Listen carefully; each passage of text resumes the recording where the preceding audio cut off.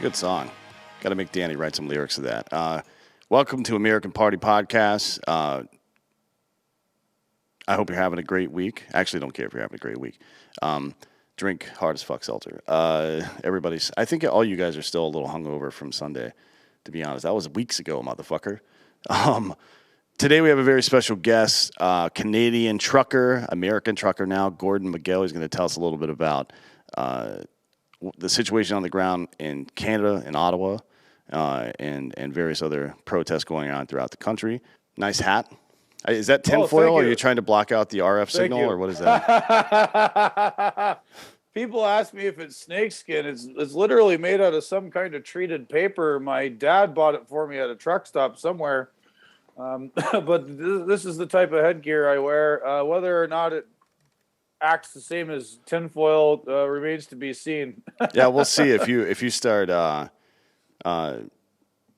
doing campaign events for Trudeau. I guess we'll know that your brain's been infiltrated. Yeah, I doubt very highly that I'm going to be doing anything for our current prime minister, not dictator. Yeah. So our audience knows they've been following this Convoy 2022 situation since before it began. Actually, we've done a lot to cover it. I'm curious how you got involved, but before we do that, tell me a little bit about yourself, where you're from, your profession, and you're an American citizen now too as well, right? No. Okay, so my name's Gordon. I'm Canadian. I do live in the United States now. I married an American girl because, well, I won't say that about American girls, but anyway, yeah, I've been a trucker for 25 years. My dad was and is a trucker. Both of my uncles were. My grandfather was a trucker and drove a tank across Europe. We'll get into that later. And I've had some pretty varied experiences. I've driven truck in the far north of Canada. I did 4 years on the ice. I spent some time in New Zealand driving logging trucks. I've been to Australia. I've had quite a lengthy career and varied experiences within it. A couple of years ago, I started writing on the side about issues in the trucking business, and I appeared on a couple of podcasts here and there.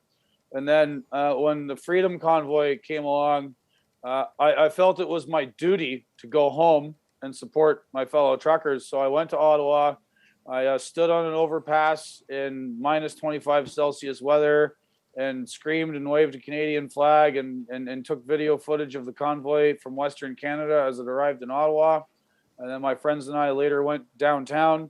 I met up with a friend of mine, fellow trucker from Alberta, who parked his truck on Wellington Street, not 300 yards from Parliament. And I spent the weekend there. And I came home after that first weekend of the protest in Ottawa, and immediately the regime-friendly media in Canada began smearing and attacking my fellow road warriors on like the flimsiest of evidence, and they just engaged in this smear campaign, which continues to this day, and has provided ammunition for Trudeau and this fellow named Jagmeet Singh to basically invoke the Emergencies Act, declare martial law in Canada, and turn Canada into a totalitarian society, which, as I mentioned, my grandfather drove a tank to defend us from. So I've written a couple of things, and because of my podcasting activity previously to COVID and previously to the Freedom Convoy, a couple of people in the media sort of know who I am, so they asked me to write this article in Newsweek, and I wrote it, and it sort of, it became a thing, I guess, and it landed on the desk of Laura Ingraham at Fox News, and she asked me to be on her show, and, think what you will about Fox News or Laura Ingraham, that's a megaphone, and I accepted the opportunity to use that megaphone. And my life has now been turned upside down. I was kicked off Twitter. my account was suspended, probably for being reported for ban evasion, because it was suspended once before because I was exposing corporate welfareism in the trucking business. And one of my best friends disowned me simply for appearing on Fox News. Oh No boy. question about no questions about the arguments I was making in the Newsweek article, or my support for the Freedom Convoy, or why, or how the government's lying about everything. Just immediate, like, you were on Fox News. I don't know you anymore. Don't talk to me ever again. And my wife, God bless her, her family are mostly progressives, and I still love them and whatever. I get along with them fine, but they've been bothering me about this ever since. So it's all been very weird. Well, I mean, if CNN calls you and asks you to come on and talk about the plight of Canadian truckers and the plight of Western democracy, I'm pretty sure you would accept that invite too. It's just that they don't. Yes. It's just that they don't give a shit. That's the difference. No, exactly. Well, this is what I'm saying about, like, regime media. The bifurcation of media between the media that's loyal stenographers for those in charge, and the media who are critical of it, is pretty stark. And the media who are critical of it have been relegated to being on Rumble or Odyssey or shows like yours. And it's not very often that somebody like me gets a showcase at a magazine with the clout of Newsweek.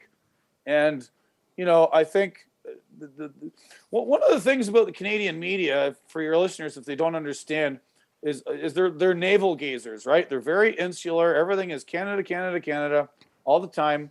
And it's sort of like it infantilizes the average Canadian person that grows up listening to this. Like, if all you've ever heard is what the CBC tells you, like, A, you're misinformed, B, you become biased, C, you don't really know anything about the rest of the world, because you've just been fed their pablum all the time, right?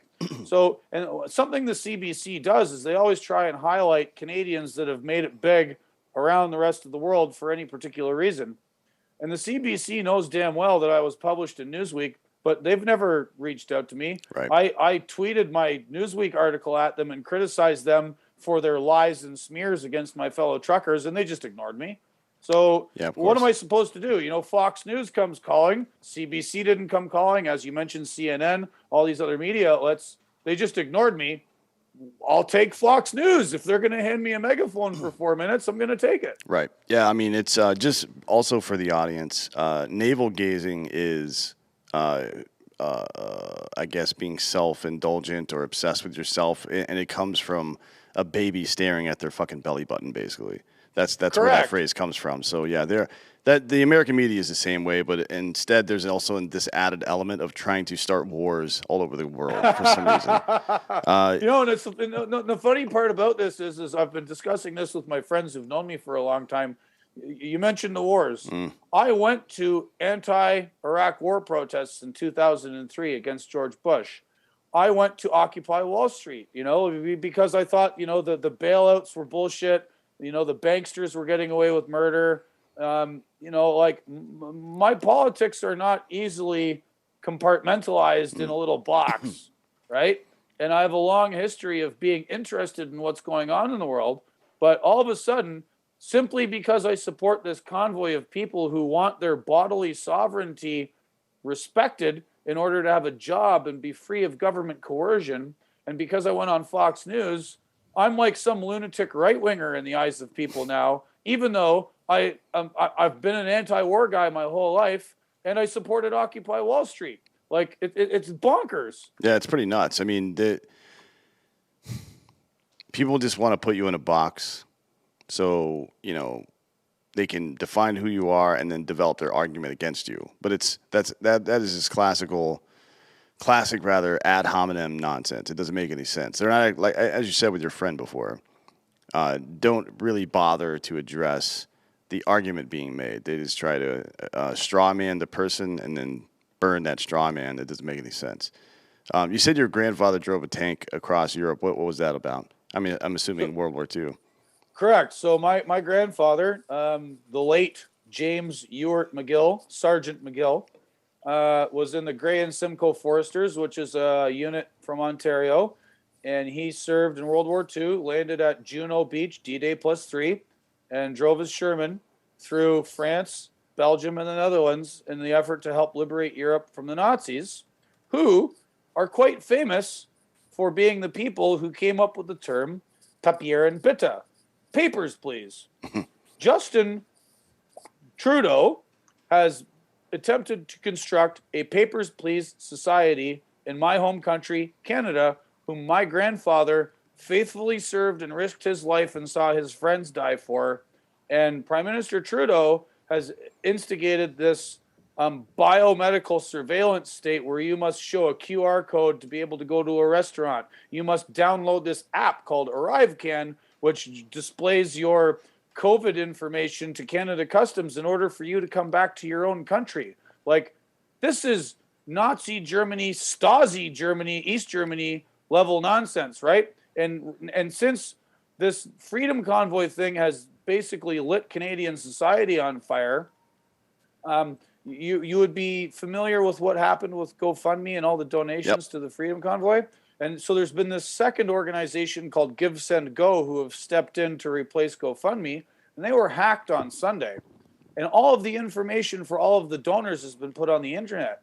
There are people at the CBC, the Canadian Broadcasting Corporation, who are financed by taxpayers, by people like me, who are putting that information out and asking Canadians to report themselves for why they donated. And then there's other people in other parts of the media who are telling their listeners, go look at this list. If you know anybody on it, name them and shame them. Why are they supporting these terrorists? These people who are setting up inflatable bouncy castles in downtown Ottawa and community kitchens and feeding the homeless, and they just happen to have their trucks parked on the street. Well, do you remember the first week? So they got there Saturday, and then by Monday afternoon, CBC was reporting that they were taking food from homeless people. Like, no, I have friends there sending me video. They set up like a barbecue and started grilling food and giving it to homeless people. That's how can you report the exact opposite of what's happening? That's madness.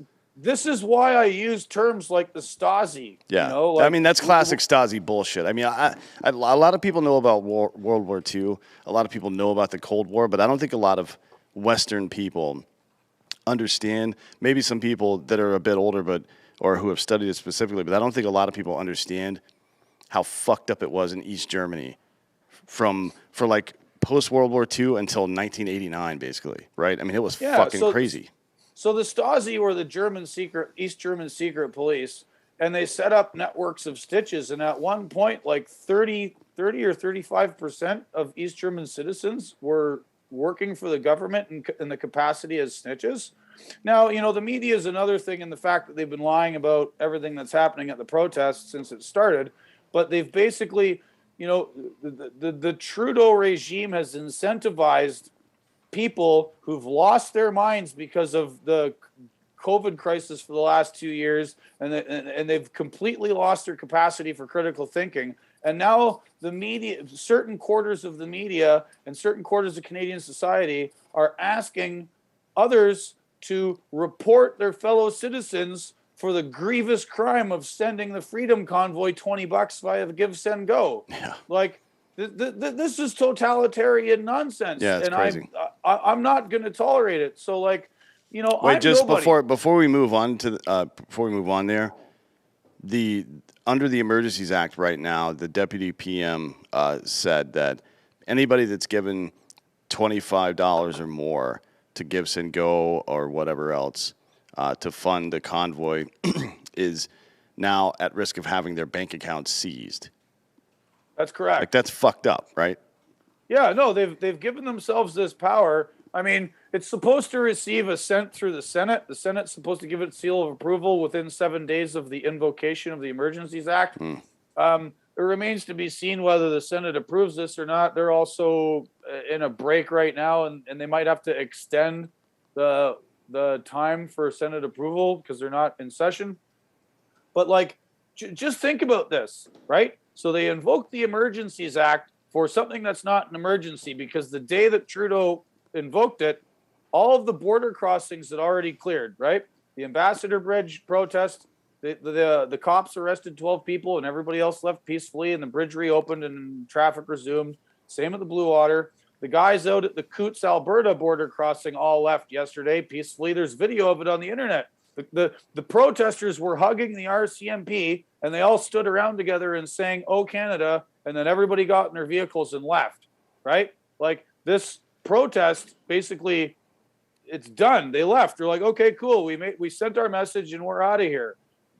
Now Trudeau's invoking this emergency act after everybody has decided to go home except for the guys in Ottawa because our demands haven't been met yet. Well, it was never about science or even governing correctly. It's always about power and control, right? I mean, that's how this guy in particular has run his administration since he's gotten there. From pushing the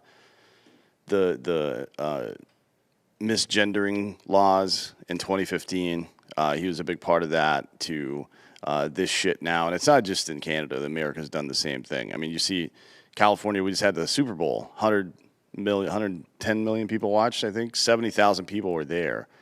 Nobody wearing a mask, but on Monday, the next day, Monday at school, all the kids had to wear a mask. You know what I mean? Like, it's I live in upstate New York, and my eldest daughter, who is almost 4, goes to a preschool, and the preschool workers are still wearing masks, and they're making the kids wear masks. And I mean, I'm about this far away from pulling her out of it, but like, you know, I have to fight with my wife, and it's a little bit too much work. But like, you're right. The science has proven that the vaccines don't prevent transmission. Omicron was very mild, and it's all receding into the background. Everything's become endemic. But the problem is, for the last 2 years, these technocrats and doctors and scientists and all these people who've been like given all this opprobrium and power and influence and importance don't want to let it go. It's a drug. So they keep wanting to like impose these mandates and say, oh, we have to be cautious about this stuff. They're literally addicted to the drug of influence, power, and importance, and they won't let it go. And in not letting it go, they're keeping our society from resuming the quote unquote normality that it was before. And Trudeau, it's the same thing. This is why the protest got started to begin with, right? According to Trudeau's numbers, 90% of Canadian truck drivers have been vaccinated. Well, that means you've reached herd immunity. There's been not one study done ever showing that truck drivers spread the virus around any more or any less than anyone else. For the last 2 years of this COVID crisis, while the email job cased and all of these bugs stayed at home, ordered things on Amazon, hid in their houses, didn't go to work, worked remotely like we are on Zoom here, and had everything delivered to them, the truck drivers of North America kept the economy going.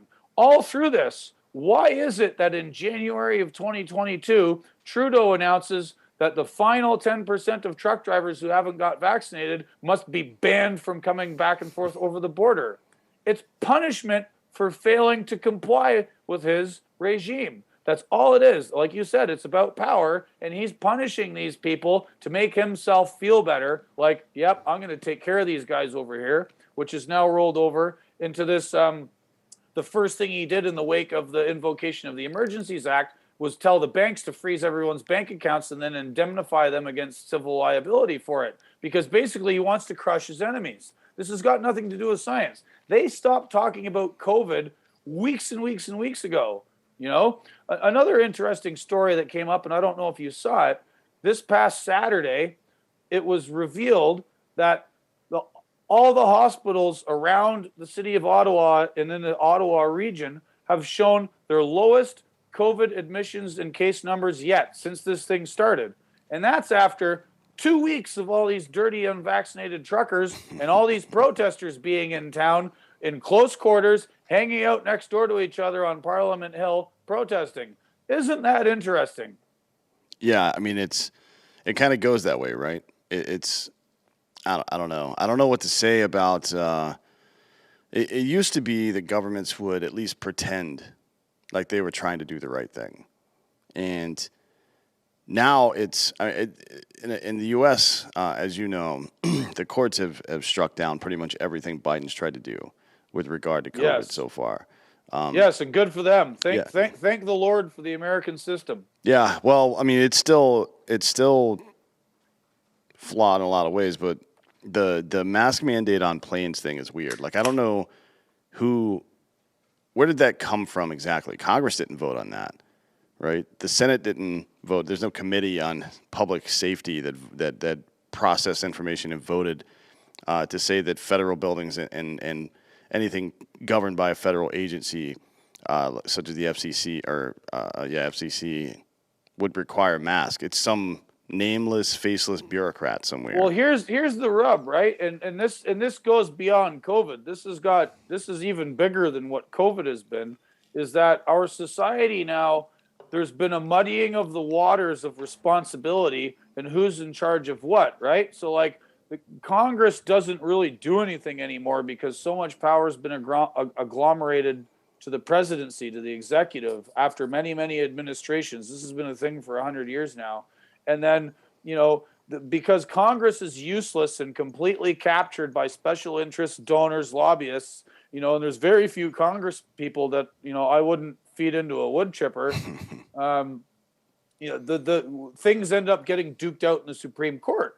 And that's why you see every Supreme Court nominee is as if choosing God himself, right? Over and above this, we have a shadow government of all these NGOs and foundations and think tanks who work behind the scenes to write legislation for Congress people, right? And they have no accountability. This shadow government of NGOs and foundations, and who are basically money launderers for billionaires and corporations, there's no accountability with them, and they have more influence over Congress than the average citizen does, right? Yep. So you have all of this happening in the background, and then COVID hits and puts it on speed.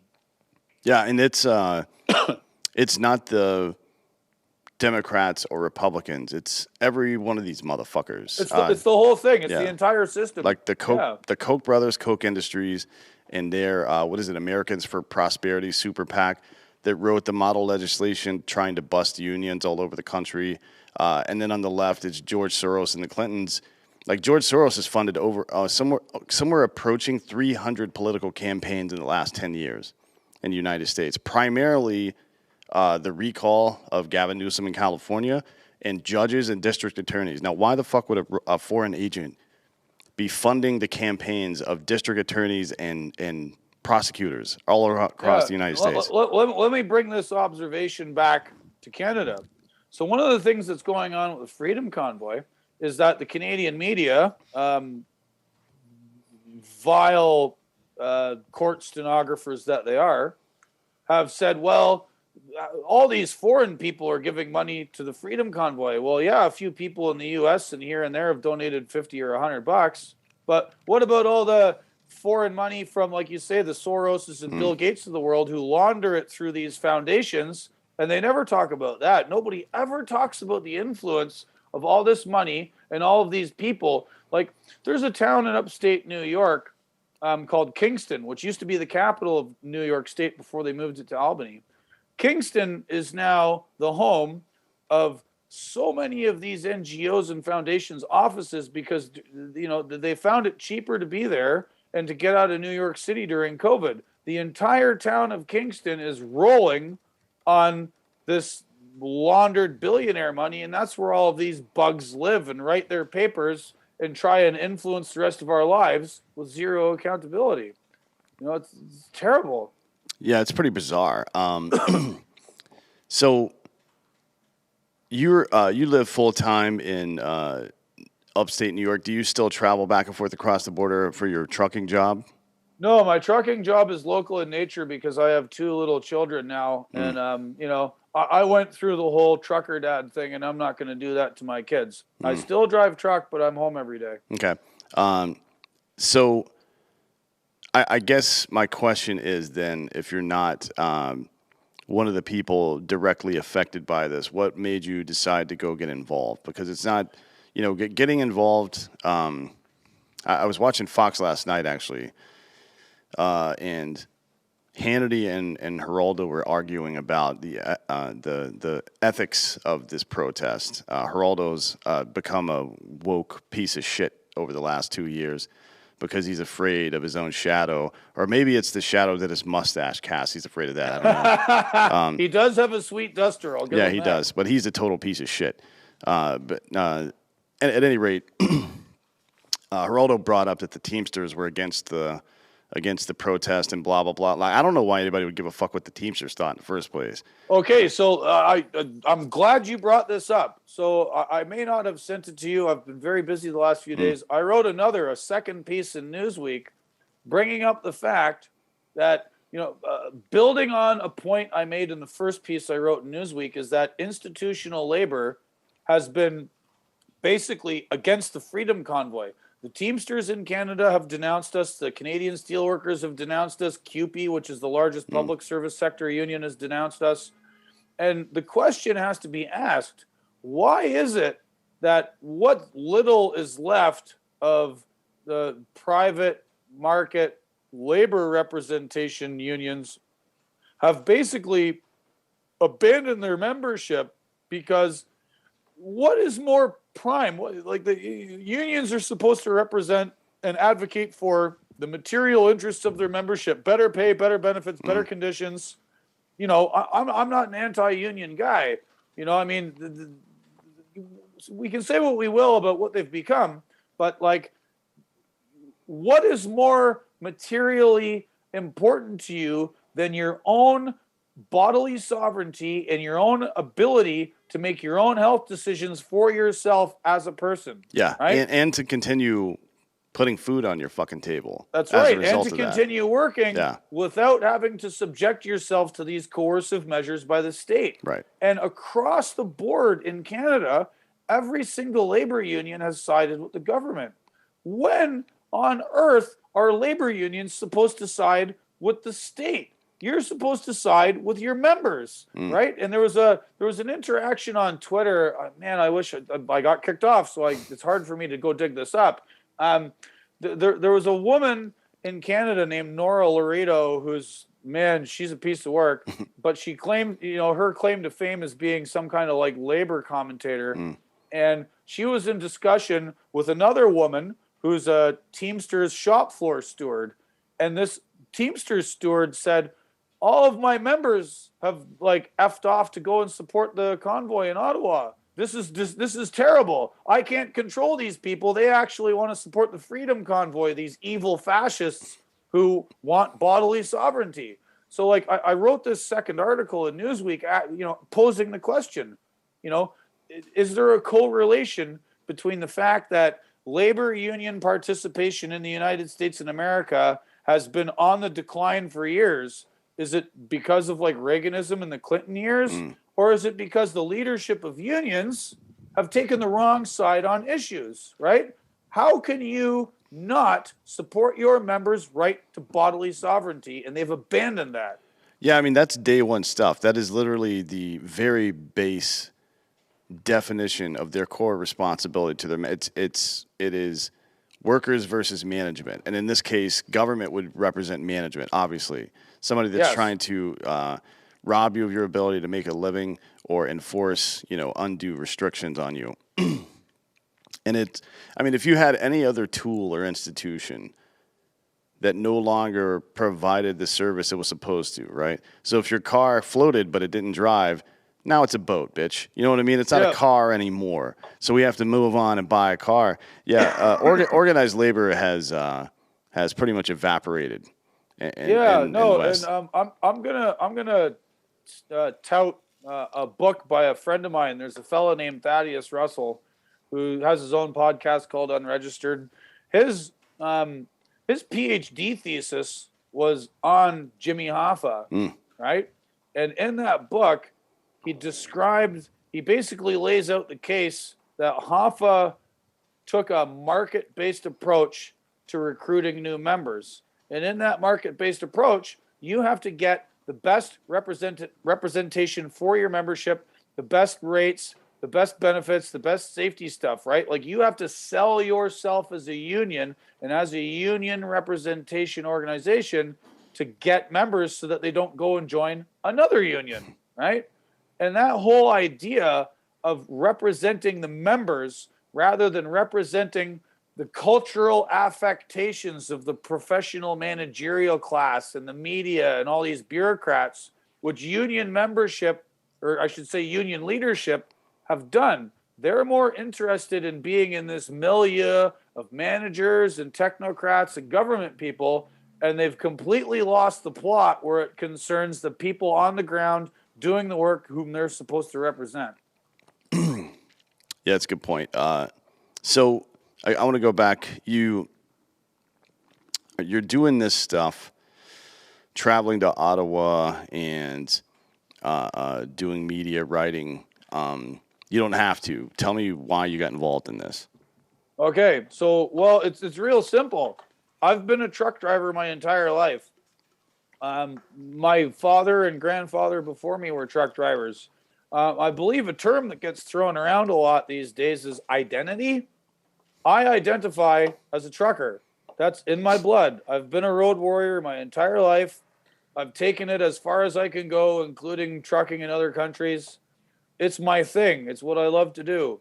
And I have more solidarity with my fellow truck drivers than I do with this class of bureaucrats and technocrats and managers and, totalitarian wannabes in our governments and the media, than with my fellows. So it behooved me.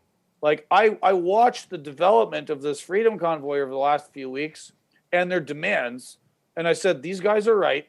They want to be able to cross the border and do their jobs and feed their families without any coercive measures from the government for a virus that's slowly going away, for which the vaccine has proven basically ineffective at preventing the spread. All of the facts on the ground indicate that what the government is doing is wrong.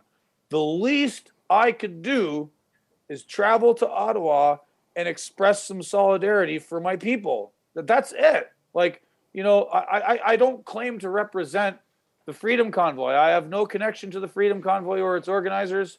I'm just out here because they're doing something for my fellow truck drivers whom I identify with, and the government is lying about us, and the government in Canada is entering this totalitarian phase where they've inverted reality and they're doing everything wrong and they've crossed a line. So, like, I can't just sit here and let it happen. Like I said, I'm nobody. I'm just a guy that had a little Twitter account, and I've made some commentary on a few podcasts because it's been my duty. I've studied the business I'm in, and it's the least I could do. The very least I could do was to go and show solidarity with my buddies in Ottawa, and then as the smears and stuff started, I had to say something. That's it. That's it in a nutshell. Okay. And that's it's been interesting to watch the how the convoy kind of developed and evolved, I guess. I mean, at first they were on the way, and it's also interesting to see the parallel behavior from Trudeau that whole time. So I think it was Thursday, the weekend before they got there. The news is kind of a little bit covering it, not much, but Trudeau's talking about they're a fringe minority with, I believe he said unacceptable views, which is an interesting thing to say. Unacceptable views, yes. Yeah. It's unacceptable to stand up for your own bodily sovereignty and your own right to make your own medical decisions. That's considered unacceptable by Herr Castro. Yeah, that's a hot take. And then I think it was Friday, the truckers are about to arrive, and all of a sudden Trudeau's been exposed to somebody with COVID, so he's quarantining himself. And then a couple of days after they arrived, now he's COVID positive, so he has to quarantine further, right? But all that was just a distraction to keep him from having to answer for this shit. You know what I mean? And right. Well, no, so what another thing that's going on here is that, another aspect of Canadian culture, even though the CBC and like institutions in the establishment in Canada have defined themselves as not being Americans for over 100 years. That's the raison d'etre of much of the Canadian media landscape, is to define ourselves as not the neighbors, which is infantile and ridiculous. But anyways, it's reflected in Trudeau's decisions.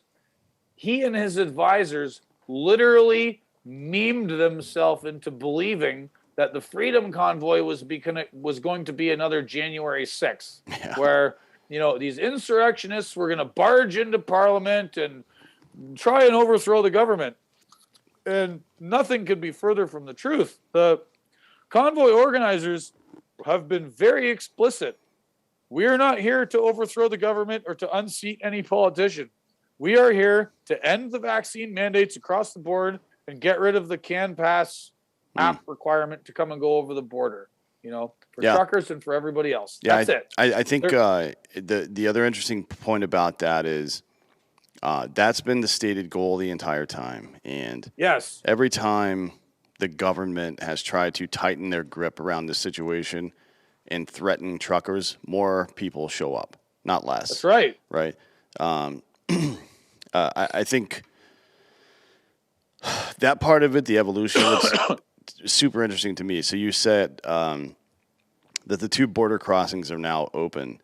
The point was made, and you clarify this if you happen to know people that are on the ground in those locations, but the point was made to me by some of my contacts that the people that were leading the blockades of the border were informed that other people in their industry were suffering because of it, that people were suffering because of it, that locking down the border was going to have an effect on the economy, and people in the local area that are trying to, you know, run back and forth across the border and make money for their families.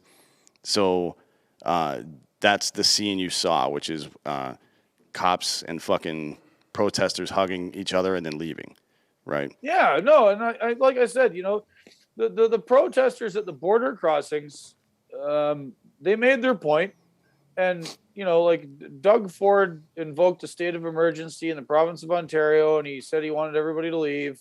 You know, think what you will about Doug Ford and his various hypocrisies, because he was seen yesterday basically saying that like he's ending all the vaccine mandates in Ontario and he wants Ontario to return to normal, all the while still trying to make it seem like Ottawa is under siege and the people who have forced him to accept these positions are the bad guys. You know, Doug Ford talking out of both sides of his mouth. And, you know, I have to wonder, I'm going to make a joke here. It's something I made on Twitter that nobody's going to see because I got kicked off. You know, Brother Rob, former mayor of Toronto. Oh, yeah. Brother Rob is looking down at his brother Doug and probably shaking his head, because if Brother Rob Ford was here, he would have been on the Ambassador Bridge supporting our rights to protest, and then possibly sneaking over to the Detroit side to get one of Joe Biden's free crack pipes. Yep. Yeah, you have to think if Rob was still around, he and Hunter Biden would be good friends, right? I mean, oh yeah, totally. Two crackheads involved in politics. Them and Marion Barry from DC. That's just a big old party right there. Man, to be a fly on the wall in the room where the three of those guys were together, right? Well, I mean, it would just smell like crack, I guess. So what else can you tell me about what's going on? I guess the protests are now, well, first, they're all over the world now. We see them in Paris, in Australia, a number of other Israel and Jerusalem now. There's a number of places where these protests are going on now, but let's stick to Canada for now. What can you tell me about what's going on the ground right now? Oh, man. So, yeah, since Trudeau has invoked the Emergencies Act, I can't speak for all of the guys in Ottawa, but one of my friends is this fellow named Tim, and he was on Wellington Street with his own truck and an associate of ours trailer, and he bailed.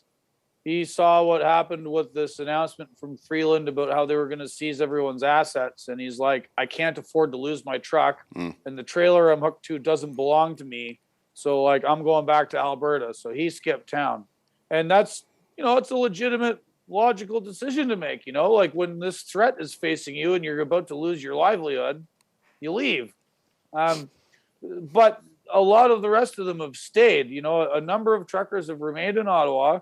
And yesterday afternoon, one of the spokespeople for the Freedom Convoy, this gentleman by the name of B.J. Dichter, was given a platform by Jordan Peterson.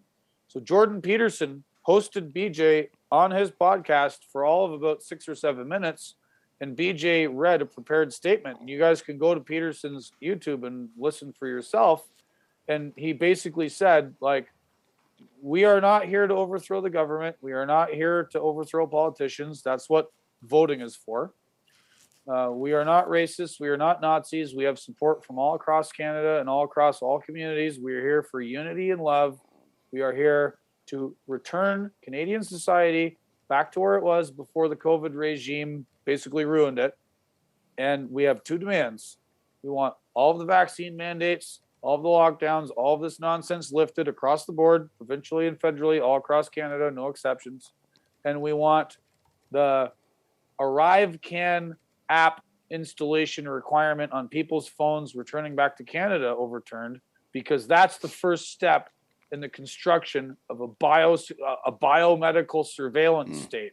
This is very important, and I'm very glad that BJ included this, because this is the dystopian nightmare. This is where the government says you cannot do anything unless you have our say-so as represented in this piece of technology loaded on your phone that you must carry with you to participate in society, to travel, to engage in any of your basic rights. So I'm very glad that Mr. Dichter included that, and it's like, go watch it. It's, so in seeing that, I'm trying to read between the lines here, but I don't think they're going anywhere. I think they're going to keep resisting, and they're going to keep sitting peacefully in Ottawa with their trucks, and they're going to keep partying on every weekend because the public supports them. All polls show that a majority of the public supports the ending of these mandates, if not explicitly supporting the truckers outright. So, like, it's time for Trudeau to pull his head out of his ass, stop being a narcissist, stop being a toady to the pharmaceutical corporations, stop being a toady to the World Economic Forum, and start representing the interest of Canadians. Well, I mean, I just think these people are so out of touch with reality. Trudeau and his sycophants in government and media over the past couple of weeks, almost a month now, talking about how trying to frame the truckers as racist. Do you think he understands or even is aware of how many like Indian and Pakistani truck drivers there are, or the fact that on the Pacific side, like even the Pacific Northwest in America, half of the trucking companies are owned by Pakistani dudes. I mean, yeah. What are they, racist? They hate themselves? Or what the fuck?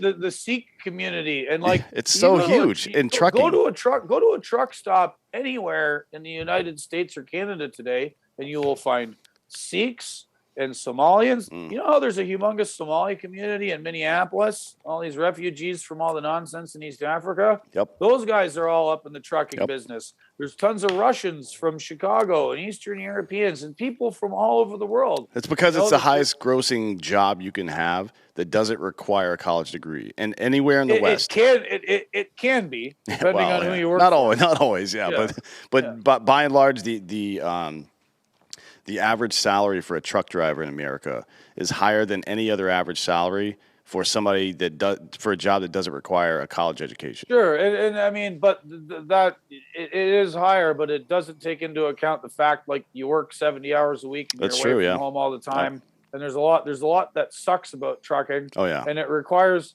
I've spoken on this at length on other podcasts and in my writings that are not related to this COVID nonsense and Trudeau, but like. It's a hard job, and it takes a certain personality to do it, and it tends to attract immigrants who want to work hard because it's a way for them to get ahead. And fair play to them. I'm not going to get in the way of any person that wants to better themselves in the trucking industry. No, that's how this whole system of what we've seen throughout history in our best years was basically feudalism, right? Where there was a governor or warden controlling a territory, and everybody basically worked for or on behalf of them. And it was a de facto caste system long after caste systems were supposed to be done away with. And upward mobility was the solution to that, right? Free market capitalism, although it can be predatory at times, allows people to work their fucking ass off and make sure that their kids don't have to work that hard, and so on and so forth. And that's kind of the point. You know what I mean? That's what people like about legal immigration is that, hey, these people are going to come here and work their fucking asses off. Like, that makes our country better. Yeah. And, as that relates to trucking, this is a different conversation than the one we're having here, but there's things happening in the trucking industry that are making that more difficult on the part of corporate truckers and on the part of the government. That's separate. But in general, I agree with what you're saying here. And, the media, again, in Canada, trying to smear this whole movement as, racist and far-righters and whatnot. And it's like, do you not understand the composition of people involved in the trucking business in Canada? Like, they don't get it. Like, they don't get anything. This is just one more thing they don't understand. Yeah, that's it's the same here in the States, though. Like, that was what the media was parroting down here as well. As I'm sure you know, you watch. Well, hopefully you don't watch too much news because it's a bunch of bullshit. But yeah, I'm sure you've heard the same thing. And I'm like, have you people never like? I don't know about all of America, but especially the Pacific Northwest and actually the Northern Midwest, so Minnesota, Michigan, and Wisconsin. Tons of fucking Sikhs. I lived up there for a while, but it was before a lot of the Somali immigration. But tons of Sikhs, tons of Pakistanis and Indians, and a variety of people drive trucks up there. And it's not just driving, but a lot of them own the trucking companies. Sure, yeah. It's just weird to me, like how it's like somebody showed up and started criticizing something, but nothing they say makes any sense. Like, the problem is these people who don't know anything and don't make any sense, unfortunately, work for legacy media. And what's that old saying? A lie has traveled all the way around the world before the truth even has its laces tied. Yeah. I think it's a lie travels around the world twice before. Yeah. That's a good point. So let's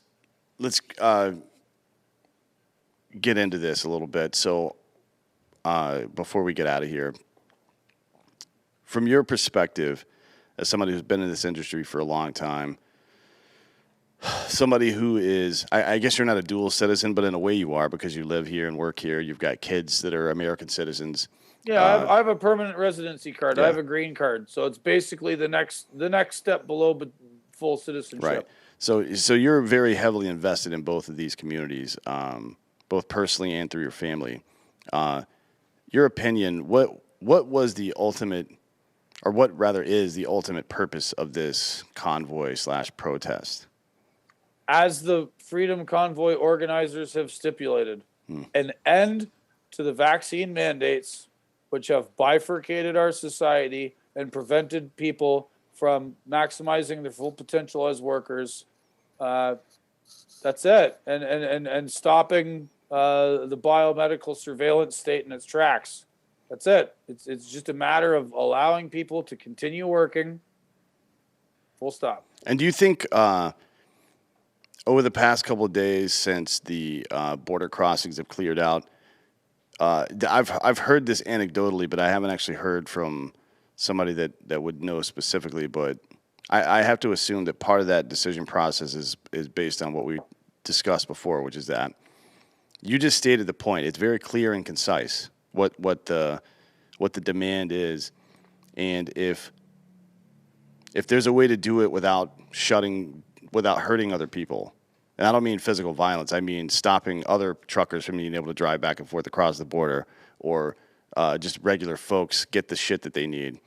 It seems like when you show temperance in your protest, like when you have a just cause, but you still are able to entertain the idea that your just cause can be accomplished in a different way with less fallout for the general public, that is a very good advertisement for your cause, in my opinion. And a very bad advertisement for the government's cause is when they get embarrassed publicly, both with data and with support, that they try to put a stranglehold on people's liberty, right? That's how you know somebody's wrong, right? We all know Trudeau's wrong. And like even before the bridges were blocked, the constriction on available trucking capacity between Canada and the United States was already resulting in shortages of various items and problems throughout the supply chain. When you take 30,000 truck drivers out of the cross-border equation, as Trudeau did with this mandate, he'd already began all of these problems. The protests at the bridge were the icing on the cake and made it worse. But we were already seeing shortages of various items, shortages in grocery stores, problems for various industries because they can't get the trucks anymore because Trudeau has just basically waved his hand and said 30,000 people are no longer allowed to work. Yeah, that's... So, the blame here lies completely with Trudeau. Absolutely. 100%. Yeah. There's some like Jagmeet Singh and a couple of other assholes too. Sure, but you get what I'm saying. That Trudeau and his COVID regime and their supporters are to blame for exacerbating the existing supply chain issues that are a result of COVID and as a result of structural stuff that was around before COVID and got worse because of COVID and made even worse by their mandates. All of this rests on Trudeau and his supporters in the Canadian government. It's 100% their fault. Yeah, I agree with that. I mean, what else could people have done? Canada, even more so than America, was like, all right, fine, we'll play by your rules, to get through this shit together. I think they're a little bit more apt to do that than a lot of the people in America were. And even with Peterson talks about a lot. He was like, look, I got the goddamn vaccination. Leave me alone. You know what I mean? Like that was the deal.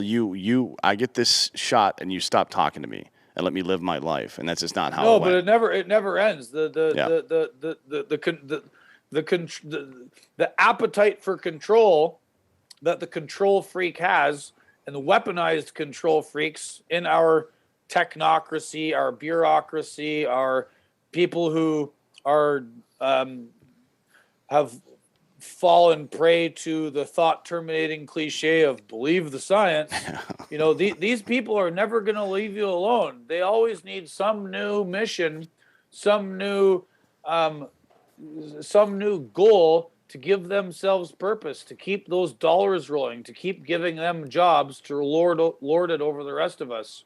I'm afraid Dr. Peterson was somewhat naive in believing that they were going to leave him alone after the shots. And my old man, same thing. My dad took 2 shots and he's watching what's going on. And he's like, I'm not taking a 3rd one. If they make me, if having a booster is a requirement for me to keep trucking north and south of the border, I'm handing in my keys. Fuck them. I did my part. I'm not doing any more. Yeah, I don't blame him. I mean, I think a lot of people are at that point now, and that's why you've seen such a groundswell of support, despite the media's attempt to trash the movement and its people. I'll say this, for all their faults, the framers of our government here in America, the framers of our nation, designed a system of government that was robust enough, resilient enough that when it fails due to authoritarian and incompetent leadership, it can be corrected by simply standing together in unison and just saying no, right? Like you don't need violence. You don't need you don't need anything other than the collective will of people just to say, no, we're not doing that anymore. Because there's this old story. I can't remember who told it to me. One of the members of the Roman Senate in the, I think it was in the 1st century, was asked, or I'm sorry, the 1st century BC, I think, was asked, you got all these slaves in Rome, why don't you tag them so everybody knows who they are? And like, well, if we gave them all the same tag, they would realize there's so many more of them than there are of us. You know what I mean? Yeah. And I think that is where we are as a society now. Nixon mentioned it back in the day with the silent majority, but it's you can't be silent. No, and that's why I'm here. That's how I ended up in this position I find myself in. I've said it before and I'll say it again. I'm nobody. I happened to comment on trucking issues on the side for a few years, and now I've found myself being this advocate for my people. And like you say, we are the majority, they are the minority, and the leverage that has been shown by the Freedom Truckers and their supporters is what scared Doug Ford into declaring this state of emergency. And instead of being a leader and negotiating with us, Trudeau has invoked this Federal Emergency Act because he's literally afraid of us and our supporters and the fact that we are now the majority. And he's throwing everything at the wall to see what sticks to try and retain his position as prime minister and to not look bad. And it's backfiring on him all the way down here. And I only hope and pray that the Senate knocks him down and the Senate rejects his invocation of this act, and that eventually he sees the light and we can all move forward as a society. Yeah, I think I think they probably will have to at this point. Four premiers have already come out and said that they don't support this emergency measure. So I can't imagine that Senate's going to ratify it. We'll see. We'll see what happens. And if they do, I don't expect these truckers are going anywhere anytime soon, provided conditions persist as they are now. I really appreciate you coming today and educating us a little bit on what's going on there in the history of the situation. Tell everybody where they can find some of your work, Newsweek and such. Oh, man. Well, normally I would say go to my Twitter at Ghost of Gord, but that got canned. I've published 2 articles at Newsweek under my own name, Gordon Magill, Magill. I published one at the UK website Unheard last week. I've been on numerous podcasts, Red Star Radio, The Popular Show, The Good Old Boys. Just type my name into your nearest preferred search engine and come find me. And, just take no shit from these people. That's my message. Take no shit. Be skeptical. Find out for yourself why the media are liars, and have some respect for the dignity of other people to make their own health decisions and have some sovereignty over their own bodies. And we're all good, and we'll all go home, and we'll all try and heal and move forward after this 2 years of psychological warfare at a mass scale. Yeah, I agree with that. And this is something I tweeted out this morning. I just want to say it before we get out of here. If you're a cop or member of the military in Canada or anywhere else for that matter, and you've resigned yourself to do the government's dirty work, just know that they're eventually going to turn on you too. Truckers and nurses were essential heroes a year ago, and now they're terrorists and they're unemployed.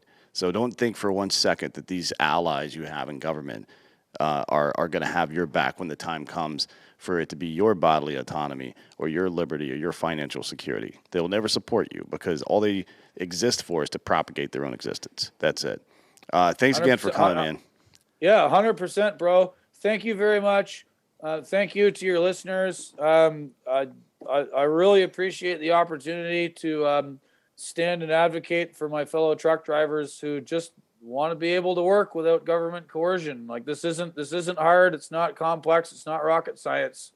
COVID's over, nerds. Let's move forward. Well, let's end it right there. I like that. See ya.